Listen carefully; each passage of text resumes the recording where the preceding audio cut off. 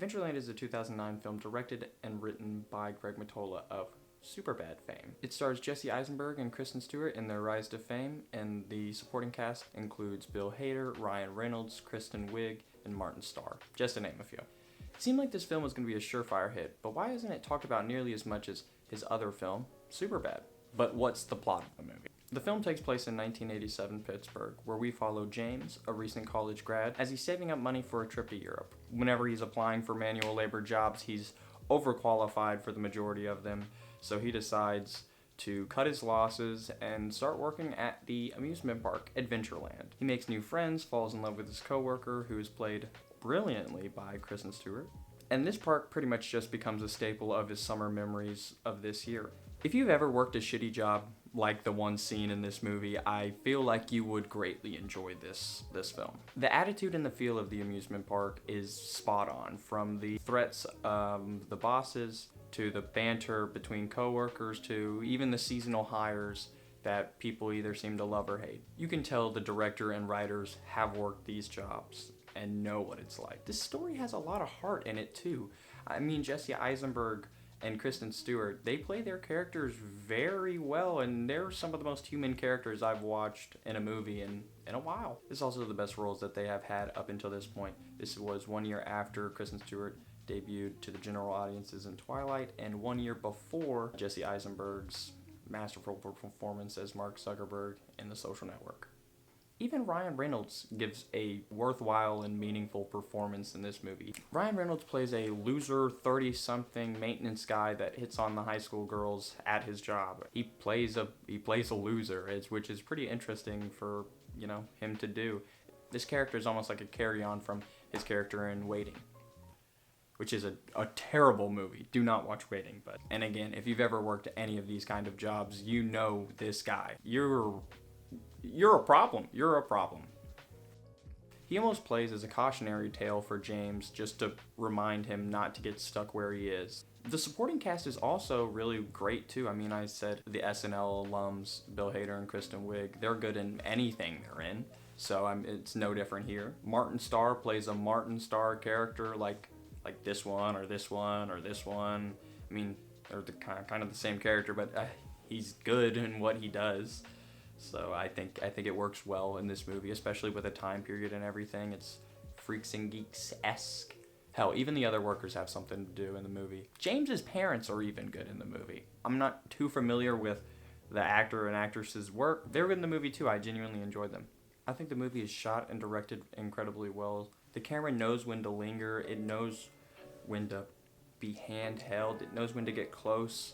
The color grading and the haze of this film, the bloom is turned up a lot. There's a lot of super bright colors that are just overwhelming the camera.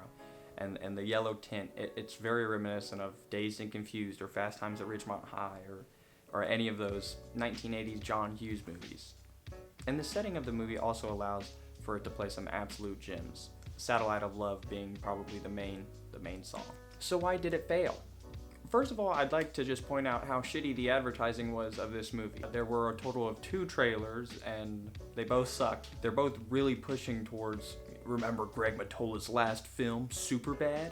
This is kind of like that, but put in the 1980s. I believe it failed because it advertised itself as a raunchy stoner comedy placed in the 1980s, which we have seen a bit of. They marketed heavily towards teens and young adults, especially people that have just watched Superbad, I guess, because they will not shut the hell up about Superbad in the trailers. They just keep showing all the drinking and the drugs and the naughty words like that's gonna sell the movie.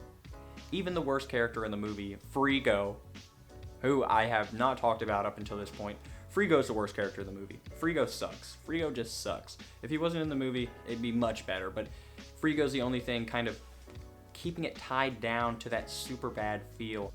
He's trying too hard. Frigo's trying a little too hard for me. The trailer is more focused on showing dick jokes than the actual movie. I think that's why it failed. Kristen Stewart's M gets a total of 2 lines in the entire trailer, which one of them is, "You wanna go to my party on Saturday?" Which is, we've been through this kind of movie before, especially in 2009. We've been through 600 of these movies before. We've been through so many of these movies before that Chris Evans did a movie parodying those movies. Bill Hader and Ryan Reynolds get more screen time than her in the trailer, and it's surprising. I mean, they're good in the movie, but again, she's the second lead of the movie.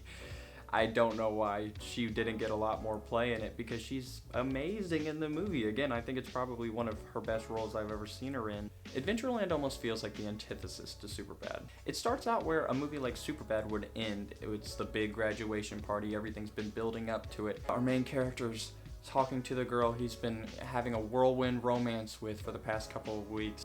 Sets up your expectations for the movie and then immediately dunks on them by saying, yeah, it's not that kind of movie. I would say, to the opposite of Superbad, this movie has a lot of heart, and the comedy is like the piece de resistance on top of it.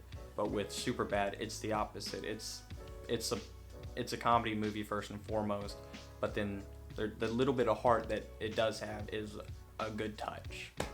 I would say Adventureland is a lot closer to something like Edge of 17 or Lady Bird than Superbad. Also feels like a love letter to those 80s teen movies in general. I feel like I already brought up Fast Times at Ridgemont High, Dazed and Confused, Breakfast Club, obviously. I mean, all of those, I feel you can draw a connection to this movie. I believe this movie is a great look at life in your early 20s. And as a soon-to-be graduate, I think it really hits home.